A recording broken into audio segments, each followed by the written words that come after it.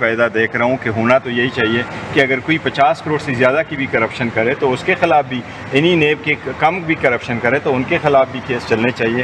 हाल तो आज के फैसले से तो एक हो गया था खान साहब के ख़िलाफ़ जो तोशाखाना 2 का केस बनाया था, जिसमें मैक्सिमम 3.5-4 करोड़ रुपए की एक पर्सनल गेन की एलिगेशन लगी थी, वो केस तो नेब का ख़त्म हो गया। और इवन अलकादर वाला केस भी आलमोस्ट ख़त्म है। उसकी रीज़न यही है कि इस कानून में यही लिखा हुआ था, 2 चीज़ें बड़ी सरीहन के साथ थी। एक ये कि जो कैबिनेट का डिसीजन होगा वो इम्यून होगा, उसके ख़िलाफ़ कोई केस नहीं बनेगा नेब का।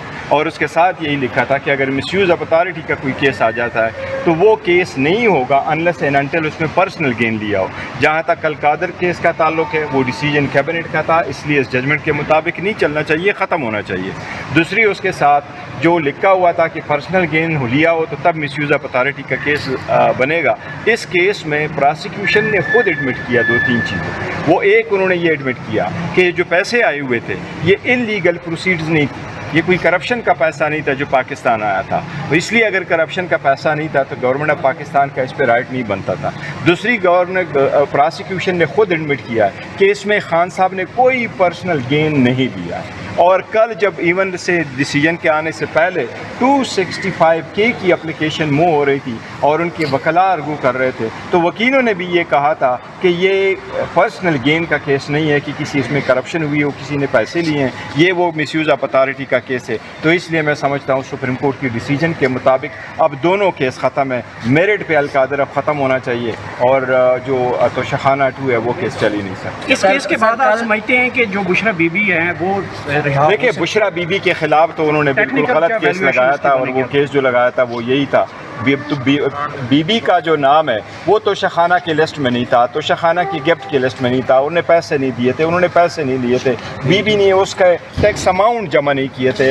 अलकादर का जो तोशाखाना का केस चल रहा था इलेक्शन कमीशन में, उसमें केस जो चल रहा था उसमें बीबी का नाम नहीं था, हुमायूं दिलावर के केस में बीबी का नाम नहीं था। ये तो सिर्फ खान साहब को प्रेशराइज करने के लिए और उसके लिए ये सारा कुछ किया हुआ था। लेकिन अभी जो जजमेंट पे मैंने आपको कहा, ये दोनों केसेस अब नहीं चल सकते। अलकादर केस इसलिए नहीं चल सकता कि अलकादर केस के लिए 94 कानून जो सुप्रीम कोर्ट ने अपहोल्ड कर दिया, 2 चीज़ें का केस नेब में नहीं जा सकता। अगर एक डिसीजन हो जिस पे केस बना हो और वो कैबिनेट का हो तो वो केस नहीं चल सकता। सर, कल स्पीकर के चैम्बर में सर आप लोगों की मुलाकात हुई है सर हुकूमत के वज़रा से। सर ये इमरान खान के ईमान पर हुआ है या इमरान खान? देखिए, हम कैबिनेट हम पार्लियामेंट में मौजूद है और पार्लियामेंट में जिस किस्म के लोग मौजूद है, हमारी स्ट्रॉन्ग रिजर्वेशन है, उसमें स्ट्रेंजर बैठे, लेकिन हम वर्किंग रिलेशन उनके साथ टू दिस एक्सटेंड रखते हैं कि अगर बलूचिस्तान का इशू है तो उस पर पार्लियामान का इजलास होना चाहिए। जो गुफ्तगू है, डिबेट है, वो पार्लियामेंट में होने चाहिए। तो हमारा नुमाइंदा वक्त गया था जिसमें मैं था, असद कैसर साहब थे, डोगर साहब थे, गवर्नमेंट की तरफ से राना सनाउल्लाह साहब आए हुए थे और हनीफ अब्बासी साहब आए हुए थे। हमारी गुफ्तगू हुई थी, गवर्नमेंट ने कंसिडर किया था कि जी पार्लियामेंट को ब्रीफिंग दी जाए बाय आस्करी की आदत की तरफ से और इस पे फिर एक दिन की डिबेट हो, गवर्नमेंट कंसिडर करके हमें बताएगी। केपी गवर्नमेंट हुमायूं दिलावर जो कि जज थे इमरान खान के खिलाफ उन्होंने फैसला दिया था, उसके खिलाफ एंटी करप्शन के थ्रू इन्वेस्टिगेशन करने जा रही है कि उनके खिलाफ कोई हुआ है। मुझे नहीं पता कि वो जज के खिलाफ हो रहा है या उसकी फैमिली मेम्बर के खिलाफ हो रहा है या उनकी कंपनी के खिलाफ होना चाहिए। अगर उसने हमारे खिलाफ डिसीजन दिया भी है, पाकिस्तान तहरीक इंसाफ पर्सनल वेंडेटा बिल्कुल बिलीव नहीं करते, हम किसी को टारगेट नहीं करते। हम अगर टारगेट करते होते तो दूसरे लोगों को करते जो हमारे खिलाफ वादमाब गवाह बने दूसरे हुए, उसके खिलाफ नहीं। लेकिन अगर किसी के खिलाफ कोई केस बनता है तो फिर कानून के मुताबिक। गौर साहब ये बताइएगा कि बड़े अरसे DGISPR ने सवाल ले लीजिए सर, कल बड़े अरसे बाद DGISPR ने प्रेस कॉन्फ्रेंस की और पहली प्रेस कॉन्फ्रेंस बड़े अरसे बाद सुनी जिसमें उन्होंने फितरा जमात और टोला नाम लिए बगैर कहा कि हमारा सियासत से कोई तल्लुक नहीं। देखिए, अच्छी बात है अगर फौज ये कहती हैं, अच्छी बात है और होने भी चाहिए कि इनका किसी पॉलिटिकल पार्टी के साथ ताल्लुक नहीं होना चाहिए। मैं नहीं समझता किसी पॉलिटिकल पार्टी के साथ कोई ताल्लुक है और हम नहीं कहते इंतशारी टोला, वो हमें कह रहे हैं।